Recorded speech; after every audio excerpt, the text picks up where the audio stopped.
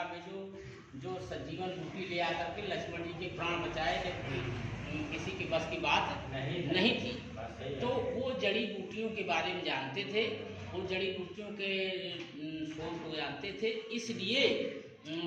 एक विरोधी के यहाँ हम एक छोटे बच्चे से, अगर हम भले बड़े हों, बड़े हमारा कुछ भी हो, लेकिन हमको अगर कोई ज्ञान छोटे बच्चे से मिलता है तो हमें उसको भी स्वीकार करना चाहिए। तो इसी तरह से जब ये पुराणों की बात आई तो उस समय जब रामादल में लक्ष्मण को लक्ष्मण शक्ति लगी,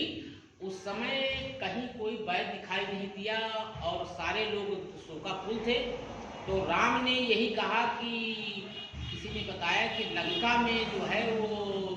लंका अधिपति, लंका से युद्ध होना, लंका तो जो है दुश्मन की नगरी है, रावण का विरोधी है। तो रावण के देश में ऐसा वैद्य, सुखेन वैद्य है कि वो वैद्य है तो लेकिन दुश्मन के का है, दुश्मन के नगर में है।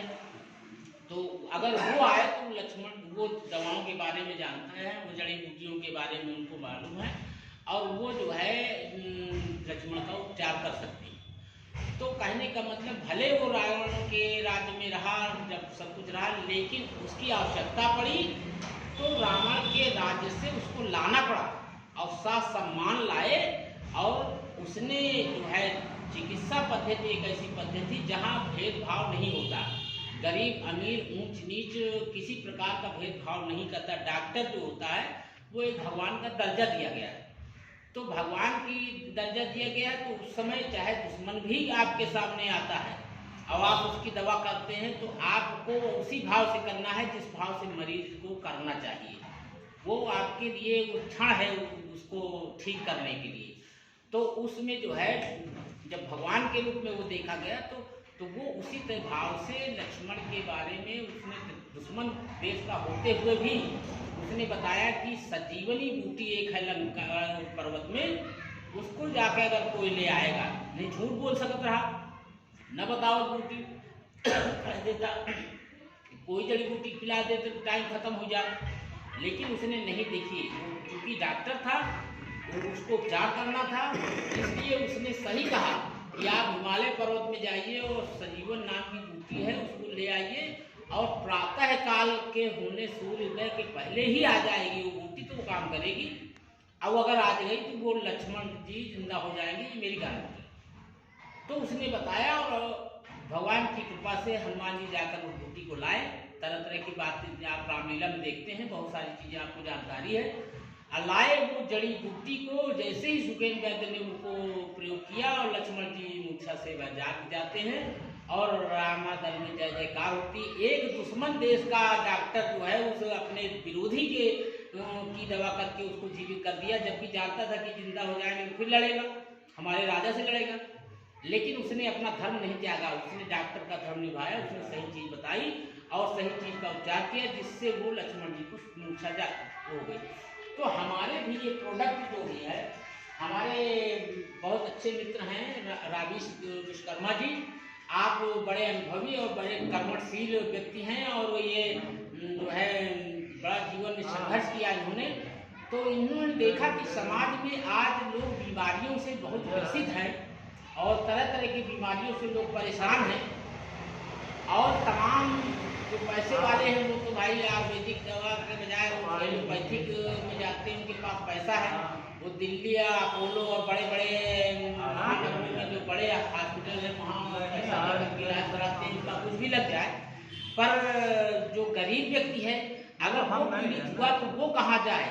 और वो उसके बस की इलाज नहीं है कि वो दिल्ली और अपोलो में जाकर के इलाज करवाएगा। और वो जो है अंत में होता क्या है कि या तो वो किसी अच्छे व्यक्ति ईश्वर की कृपा पर, राम नाम की कृपा पर या भगवान भरोसे जिसको कहते हैं, अगर वो कहीं इंगित हो गया तो ठीक हो गया और नहीं तो वो बेचारा दवा के अभाव में चला गया। जबकि हमारी पद्धति, हमारे देश की जो धार्मिक ग्रंथ है, हमारे देश का जो प्राचीन इतिहास है, वो जो है जड़ी बूटियों के द्वारा ही पहले इलाज होता था। गांव में देख लीजिए कहीं किसी को बुखार आ जाए, कहीं किसी को कोई चीज़ हो जाए, तो हम लोग उस समय कहाँ एलोपैथी का कोई ज़माना नहीं था, लोग अच्छे डॉक्टर भी नहीं हुआ करते थे, लेकिन हमारे बुजुर्गों को इतना ज्ञान होता था कि वो जड़ी बूटियों को ही इस्तेमाल करके और सब निरोगी रहते थे। उस समय का खान पान भी बेहतर था, जिसकी वजह से ज़्यादा लोगों को बीमारियां नहीं ग्रसित होती थी। उठना बैठना आचार विहार सारी चीज़ें सब सही हुआ करती थी। तो आज के परिवेश में आदमी घर घर बीमार जो है, जन्म से ही बीमारी लेकर पैदा हो रहा है, और वो जैसे ही शुरुआत उसकी होती है तब से दवाई चलो इंजेक्शन लगाओ शुरू हो जाए, तब से उसका सब कुछ करे लगे, तो उसकी बीमारियों का मतलब एक वो पुलिंदा लेके पैदा हो लगती है। अगर ध्यान नहीं दिया गया तो वो उसी के साथ जन्मता है। तो हमारे विश्वकर्मा जी की सोच ये हुई कि हम उस चीज़ को भूल कर गरीबों का भी भला हो, लोगों का भी भला हो, और हमारे देश में भुखमरी की स्थिति भी है, लोगों को बेरोजगारी है, उनको 2 पैसे का इनकम भी हो, और वो लोगों की सेवा इस सेवा भाव से उन्होंने ये इस कंपनी का gold super life multi private limited ये कंपनी का इन्होंने शुभारंभ किया। और इसके तहत इन्होंने बहुत सारे प्रोडक्ट जो कि बड़े बड़े वैद्यों और हर तरह के जानकारों के शोध किए हुए नुस्खों से ये सारे प्रोडक्ट बनाए गए हैं, जो अनेक बीमारियों में बड़े ही लाभप्रद हैं और रामबाण की तरह काम करते हैं रोगों में। तो अब इनकी जानकारी हमको होना चाहिए। हमारे जितने भी एजेंट हैं उनको ये ट्रेनिंग दी जाती है कि ये जो है इन प्रोडक्टों के बारे में पूरी नॉलेज रखें, हमको क्या चीज़ हमारे इस प्रोडक्ट में जो है मिला हुआ है, ये किन दवा विषयों में काम करेगा, और उसको सोचकर हम मरीज को देखते हैं, हम लोगों की बीमारियों घर घर जाते हैं, हमारे व्यवहार भी सुधार होते हैं, हमारा व्यवहार और समाज में एक अच्छा संदेश जाता है, लोगों से परिचित होते हैं, और उनकी बीमारियों के बारे में हम उनके दुखों में शामिल होते हैं, उनको एक उपचार देते हैं। तो हम उनके लक्षणों को देख करके कि कौन सी दवा इनको लिए सूट करेगी, वो चीज़ हम उनको दें कि वो रामबाण की तरह उनके औषधि काम करे, जिससे वो निरोगी और स्वस्थ हो, और स्वस्थ समाज का जो है निर्माण हो भारत में। भारत में ऐसी बहाने अगर कोई व्यक्ति हमारी संस्था से जुड़ता है तो वो खुद भी अपने परिवार का लाभ करे और दूसरों को भी बताए, और उसके जरिए समाज में हम जुड़े हुए, समाज के सेवा करते हुए हम 2 पैसे की अर्निंग भी करें। इस तरह से इसको नेटवर्किंग बिजनेस के तौर पर भी जो है संचालित किया गया। तो इससे तमाम युवाओं को रोजगार भी मिलेगा, तमाम लोगों के घर गृहस्थी भी चलेगी, उनके बाल बच्चों का भी पालन पोषण होगा, और स्वस्थ समाज, स्वस्थ निरोगी काया की जो हमारी मुहिम चलेगी आयुर्वेद की तरफ से, आयुर्वेदिक दवाओं की, तो वो उसमें हमारी भागीदारी रहेगी, और हमारा भारत सुदृढ़ और विश्व गुरु की